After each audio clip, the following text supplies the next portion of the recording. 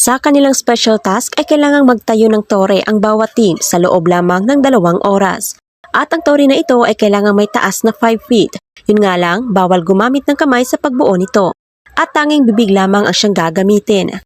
Ang nasabing task ay para sa kanilang 50% budget. Kaya ang dalawang grupo ay may freedom na batuhin o sirain ang tore ng kalaban. At ang team na may pinakamataas na tore ay siyang magiging ligtas sa darating na nominasyon. Ngunit si Binsoy ay tila dumistansya sa pagkakataong ito dahil hindi niya kayang gawin iyon sa kanyang mga kaibigan at mas nangingibabaw sa kanya ang mararamdaman ng mga ito. Samantala, baliwala naman kay Jazz kung sila man ay manalo o matalo sa task na ito dahil sa mga nangyayari nitong nakaraan. Ang mahalaga raw sa kanya ay nagpakatotoo siya sa kanyang sarili.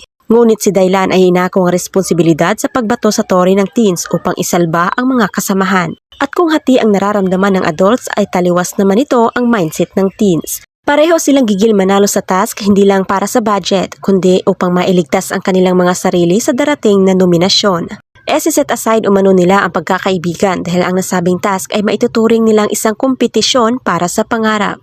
Si Kai ang unang nagpapahiwatig na babatuhin niya ang tore ng adults at kung gagawin man daw iyon ng adults sa kanila ay hindi siya magdadalawang isip na gumanti. Ganoon din ang nasa isip ni Fiang at ng iba pang teens. At nagsimula na nga silang gumawa ng tore. Sa umpisa ay chill lang ang adults like no pressure. Samantalang iniiwasan naman ng teens ang eye contact upang makapag-focus sa kanilang tore. Pahirapan sila sa paglagay ng cup lalo na sa part na lagpas tao na ito. Iniingatan rin kasi nila itong matumba lalo pa tumatakbo ang oras. At hindi nagtagal ay unang natapos ng teens. Paupo-upo na lamang sila sa gilid habang tinitingnan ang kabilang grupo at lihim na binabasa ang posibleng tactics ng mga ito. Hanggang sa pareho nang nabuo ang dalawang tore. Ngunit ang adult na si Colette ay nagpaalam saglit para umihi. Nakatalikod kasi ang kanyang posisyon sa flag kaya akala tuloy ni Fiang ay kukunin ni Colette ang kanilang flag. Mabilis ang kamay at mata ni Fiang kaya agad niyang kinuha ang kanilang flag at itinaas ito.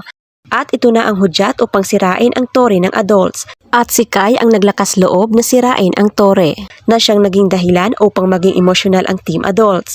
Bumuhos ang luha ni Colette, Binsoy at JM sa nangyari. Ngunit sa kabilang banda, bagamat nalulungkot ay walang pagsisisi ang teens sa kanilang naging desisyon.